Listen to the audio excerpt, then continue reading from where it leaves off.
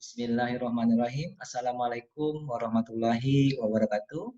Selamat sore ya, malam ya. Salam sejahtera untuk kita semuanya. Alhamdulillahirabbil alamin. Pada sore hari ini adalah kuliah pertama kita ya. Mata kuliah kewirausahaan atau entrepreneurship ya di Stikes Abdinusa Pangkal Pinang ya. Untuk pertemuan pertama ini ya, kita introduction, perkenalan ya. Karena kalau tak kenal maka tak sayang ya. Tak sayang maka tak cinta. Nah, kalau tak cinta maka tak rindu, seperti itu ya. Nah, ini di kuliah pertama ini kita introduction dulu. Kemudian nantinya baru saya akan menjelaskan kontrak pembelajaran mata kuliah kewirausahaan. Puji syukur kehadirat Allah Subhanahu wa taala ya, sehingga kita bisa bertemu ya dalam rangka pembelajaran virtual kuliah kewirausahaan ya, semester 3P ya, di Stikes Abdinusa Pangkal Pinang. Kemudian junjungan Nabi besar Muhammad SAW ya, kita masih diberi keamanan ya, kesejahteraan ya, seperti yang kita rasakan pada saat sekarang ini. Baiklah, untuk pengantar pertama saya akan memperkenalkan diri ya kepada kawan-kawan semuanya ya, mengenai saya dan juga mengenai pembelajaran mata kuliah kewirausahaan.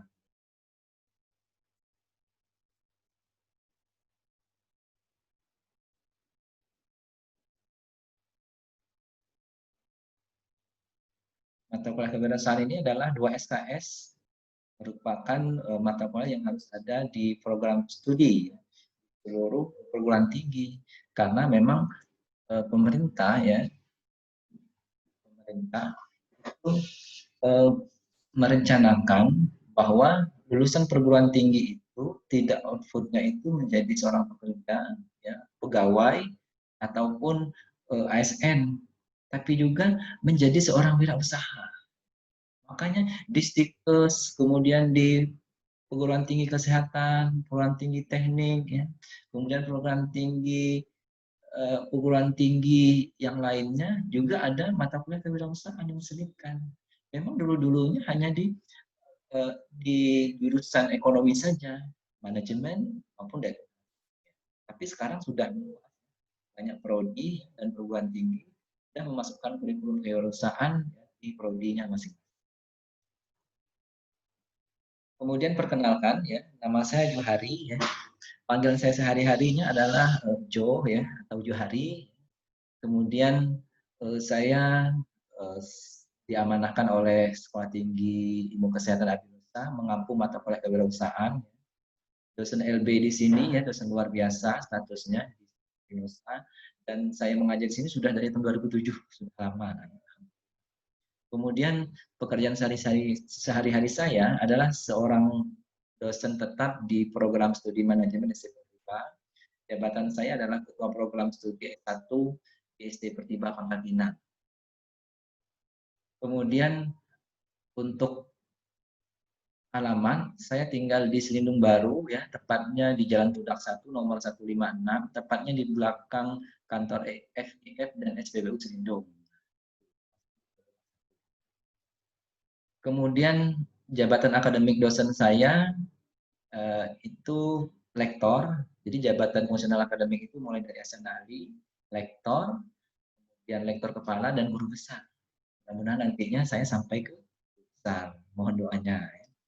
Kemudian juga ya, untuk pendidikan S1 saya jurusan manajemen ya di SD Pertiba Pangkal Pinang.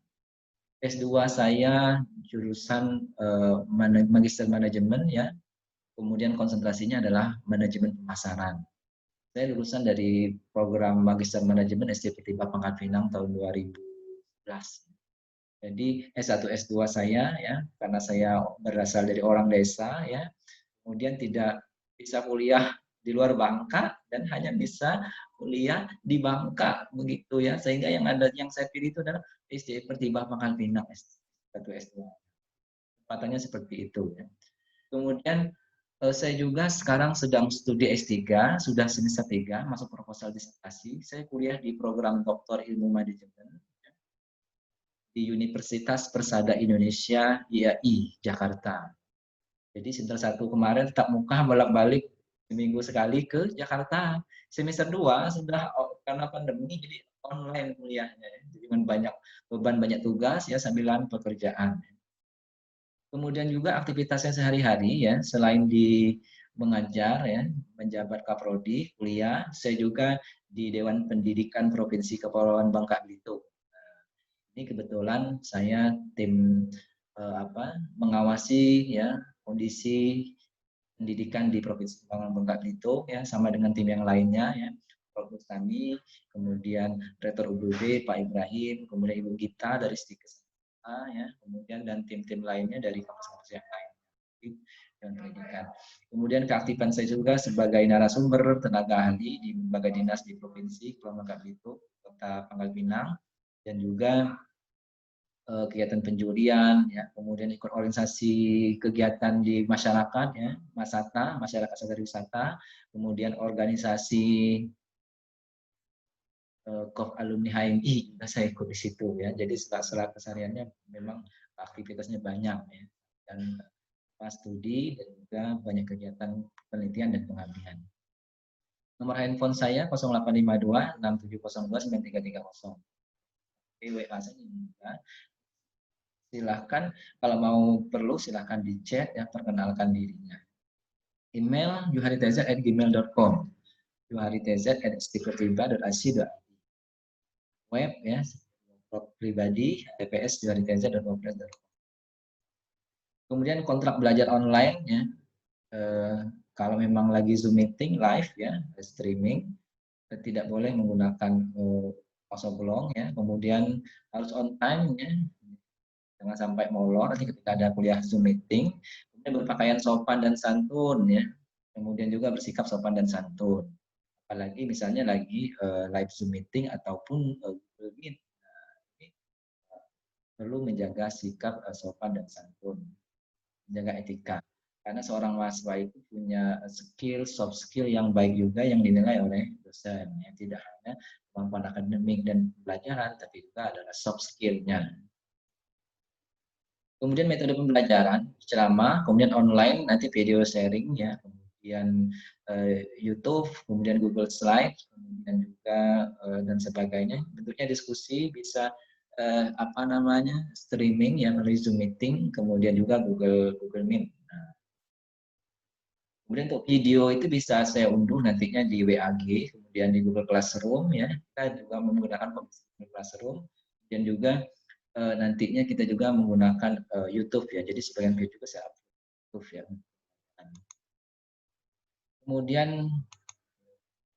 Kemudian penilaian.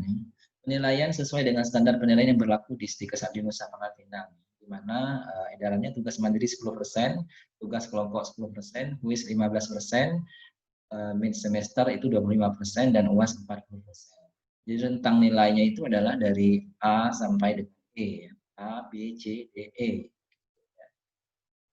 Jadi yang mencari mahasiswa itu adalah kawan-kawan sendiri, yang mencari nilai itu adalah kawan-kawan sendiri, bukan saya. Saya cuma hanya transfer knowledge, kemudian memberikan tugas, ya, kuis, kemudian juga ujian, evaluasi pembelajaran, dan menilai ya berdasarkan kemampuan daripada kawan-kawan sendiri atau mahasiswa.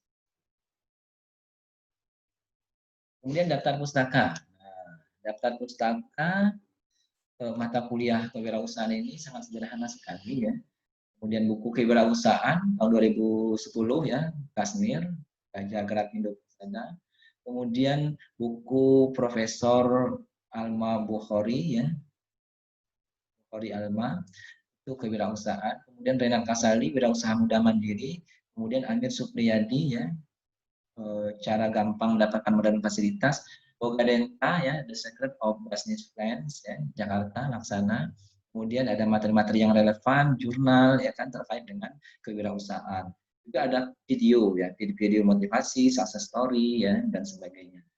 Jadi untuk mahasiswa ya, mahasiswa yang semester 3B ya, itu wajib punya ya buku Bukhari Alma ya. Bukhari Alma itu buku kewirausahaan. Kewirausahaan Bukhari Alma. Bukhari Alma buku kewirausahaan. Sehingga kalau ada buku ya enak belajarnya. Kalau nggak ada buku kan nggak ada referensi tambahan di dalam pembelajaran. Kalau hanya mengandalkan bahan pembelajaran dari dosen kan terbatas. Ini harus banyak-banyak buku.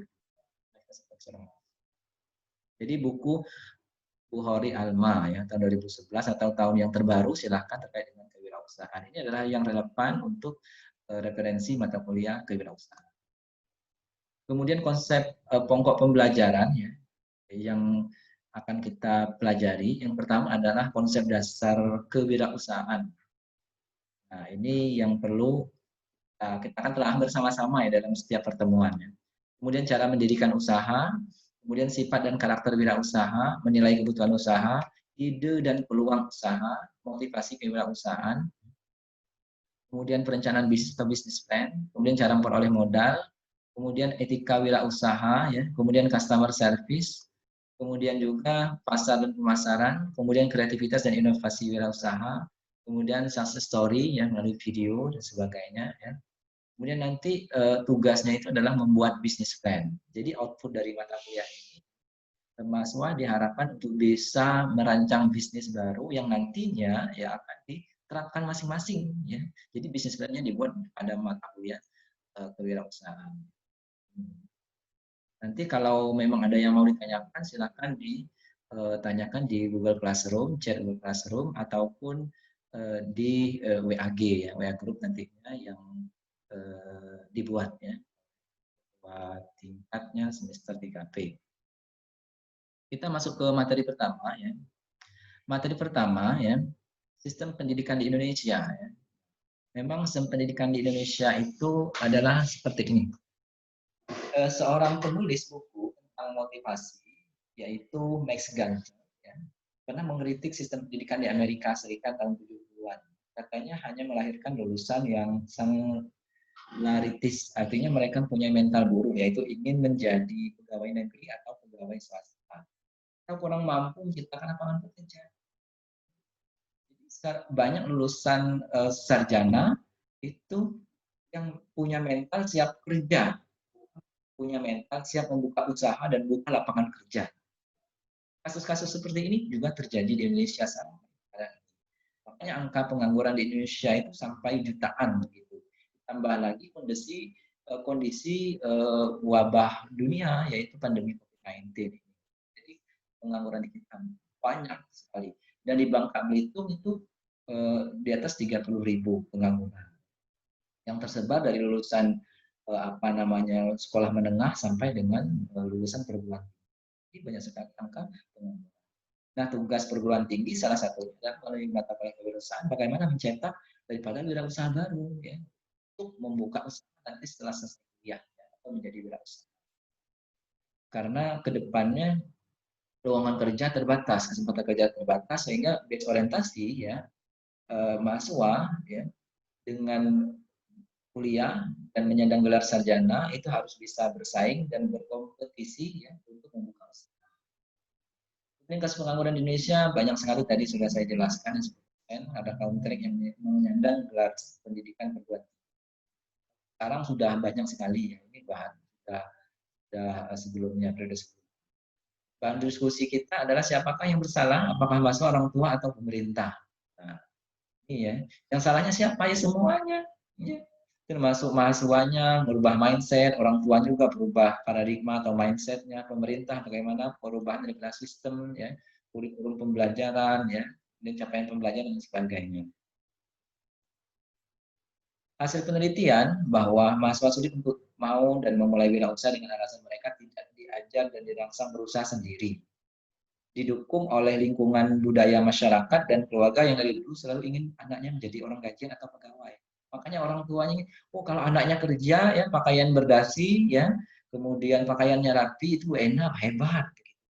Tapi belum tentu ya gajinya, kemudian penghasilannya memuaskan apa tidak ya. Tapi kalau memang anaknya misalnya pakaian jelek lah, misalnya buka usaha kecil-kecilan ya, belajar buka usaha kecil-kecilan, dia kurang mendukung ya. Karena memang paradigmanya seperti itu. Jadi ketika anak sudah dikuliahkan jadi sarjana, itu harus sarjana, harus bekerja, ya. Menjadi eksekutif lah, atau menjadi ASN lah, atau yang lainnya. Dan paradigma orang tua juga, ya kebanyakan tidak memiliki pengalaman dan pengetahuan. Nah ini juga sebagian orang tua juga mengarahkan mindset anak itu ya menjadi ya. Kemudian menurut Ciputra, ya, ini generasi muda sudah saatnya mengubah pola pandang. Jangan hanya berpikir menjadi pegawai setelah lulus dari lembaga tinggi atau apalagi pegawai negeri ya. Jangan, karena kesempatannya terbatas. Ya, wirausaha ya sebagai alternatif pilihan profesi wirausaha itu. Memang jadi wirausaha itu penuh tantangan ya. Tapi kalau sudah sukses, sudah ya lebih hebat dari yang namanya pegawai. Ya. Baik penghasilan ataupun kesejahteraan dan sebagainya. Kemudian untuk memajukan perekonomian kesejahteraan Indonesia butuh 4 juta wirausaha. Jadi sekarang ini angka wirausaha kita masih di bawah 2% dari total populasi kita 260 juta. Ini menjadi perhatian. Kemudian bisnis. Nah, bisnis itu B berbasis ilmu. Berbasis ilmu. Kalau kita mau buka usaha pun kita harus tahu ilmunya bagaimana menjalankan usaha, ya kan? Harus dianalisis benar-benar. Kemudian inovatif. Jadi usaha itu, bisnis itu ya harus inovasi, ya. Jangan sama dengan orang lain, tapi boleh tampil beda ya, diferensiasi dengan orang lain. Ini strategi yang gunakan S. Nah, juga harus lebih canggih, lebih hebat, ya kan. Kemudian N, niat yang kuat. Nah, niat juga harus kuat, motivasi dalam dirinya juga harus kuat untuk menjadi orang bisnis. Ya. Dan I-nya informasi and teknologi. Ya. Nah, jadi juga informasi dan teknologi. Kemudian S-nya supel, artinya memang harus menyesuaikan dengan kondisi dan keadaan. Jadi, seorang wirausaha itu harus kuat, tangguh, ya kan, percaya diri, kemudian juga punya cerdas, ya. Nah, seperti pada prinsipnya kita itu perlu kerja yang profesional itu harus kerja keras, kerja tangkas, kerja cerdas, itu, ya. Kemudian kewirausahaan atau entrepreneurship, ya. Maaf, melanjutkan. Bagaimana motivasi berwirausaha di kalangan mahasiswa? Nah, ini juga. Dan bagaimana orientasi mahasiswa setelah lulus, ya? Atau hanya mencari kerja, bukan mencari lapangan kerja, menciptakan lapangan kerja. Jumlah orang yang menganggur tiap tahun bertambah, kemudian pertemuan lapangan kerja semakin sedikit. Kemudian pengertian kewirausahaan. Kewirausahaan ini kena entrepreneur atau entrepreneurship, ya. Itu pertama kali ya dikenalkan pada abad ke-18 oleh ekonom Prancis Richard Cantillon. Menurutnya, entrepreneur itu agent who buys means of production of certain price in the order to combine them. Bagaimana adalah ya mengartikan memproduksi ya, memanfaatkan sesuatu ya dengan harga, kemudian memanfaatkan sumber daya yang ada, mengkombinasikannya, kemudian menjualnya menjadi harga yang lebih tinggi ya, atau nilai value-nya lebih. Ini secara harfiah kewirausahaan berasal dari kata wira dan usaha, diberi imbuhan ke dan an. Wira dapat diartikan sebagai kasatria, pejuang, pahlawan, atau gagah berani. Sedangkan usaha adalah belajar atau melakukan sesuatu. Kemudian kewirausahaan menurut Bapak ahli ya, itu Peter Drucker ya, ini kemampuan dalam menciptakan sesuatu yang baru dan berbeda. Kemudian Zimmerer, ini kewirausahaan adalah suatu proses penerapan kreativitas dan inovasi. Jadi wirausaha itu adalah punya kreativitas dan inovasi untuk memecahkan masalah, menemukan peluang dan juga memperbaiki kehidupan. Adalah untuk memenuhi kebutuhan dan untuk meningkatkan kesejahteraan. Robin kewirausahaan itu suatu proses seorang guna mengejar peluang, memenuhi kebutuhan dan keinginan melalui inovasi tanpa mementingkan sumber daya yang mereka kendalikan. Artinya proses seorang itu memanfaatkan peluang ya untuk memenuhi kebutuhan. Menurut A. Pekerti bahwa kewirausahaan itu kemampuan yang dimiliki seseorang untuk mendirikan, mengelola, mengembangkan perusahaan miliknya sendiri.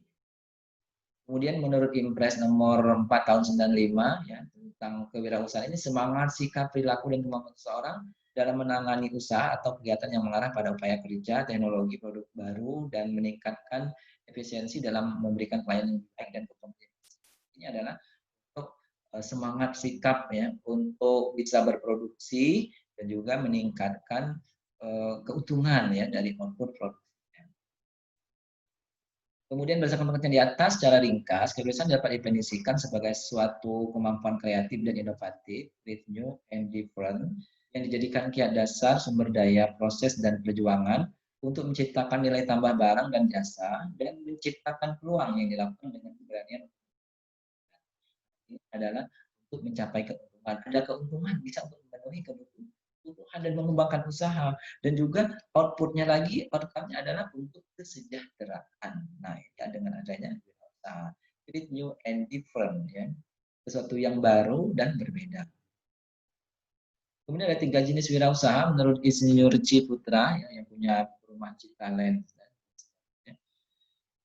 Necessity entrepreneur ini adalah menjadi wirausaha karena terpaksa, misalkan kebutuhan hidup.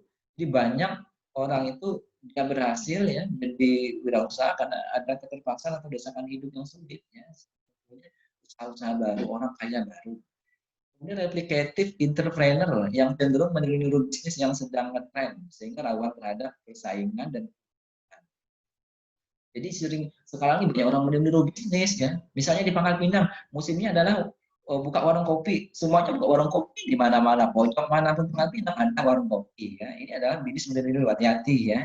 Jadi memang harus memanfaatkan peluang. Tapi peluang itu harus dianalisis, dikaji studi kelayakannya. Jangan sampai nantinya buka bisnis, yang buka warung kopi, ikutan, ujung-ujungnya nggak lama bertahan, bangkrut karena sepi peminatnya. Nah, ini juga perlu dianalisis. Kemudian inovatif entrepreneur, wirausaha itu inovatif, terus berpikir kreatif dalam melihat peluang dan meningkatkannya. Ini seorang wirausaha itu harus kreatif dan inovatif.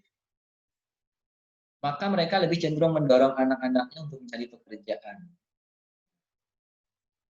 Kalau orang tua tadi mencari pekerjaan. Kemudian solusinya lembaga pendidikan tinggi diharapkan mampu menciptakan jiwa wirausaha sehingga mereka mampu mandiri dan menciptakan lapangan kerja. Pendidikan kewirausahaan entrepreneurship Indonesia perlu ditingkatkan lagi. Hanya melalui mata kuliah ini ya untuk bangkitkan motivasi yang pelaku usaha baru dari kalangan mahasiswa. Lulus sarjana jadi pengusaha, cita-citanya menjadi pekerja, menciptakan lapangan kerja. Ya.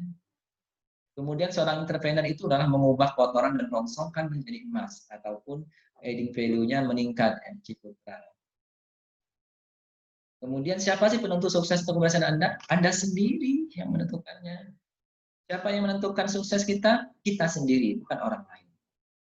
Ini terkait dengan pengantar mata kuliah kewirausahaan. Ya. Jadi semangat belajar, semangat untuk kreatif dan inovatif, ya, semangat untuk berkarya. Jadi semangat belajar, karena kawan-kawan kan baru proses pembelajaran mahasiswa seperti saya juga ya mahasiswa ya. Tapi satu sisi mahasiswa bekerja juga harus semangat di dalam belajar. Dan nantinya bisa sukses. Salah satunya adalah menjadi wirausaha. Ini barangkali yang perlu saya sampaikan dalam kesempatan kali ini untuk kuliah pertama perkenalan mengenai mata kuliah kewirausahaan. Nanti silakan kalau ada pertanyaan ataupun kritik dan saran ya, silakan disampaikan di WAG group ataupun di chatnya Google Classroom yang nantinya akan saya berikan linknya ya di Google Classroom ya. Baik, itu yang bisa sampaikan ya. Mohon maaf ada hal yang salah dan kurang berkenan ya. Terima kasih atas perhatiannya ya.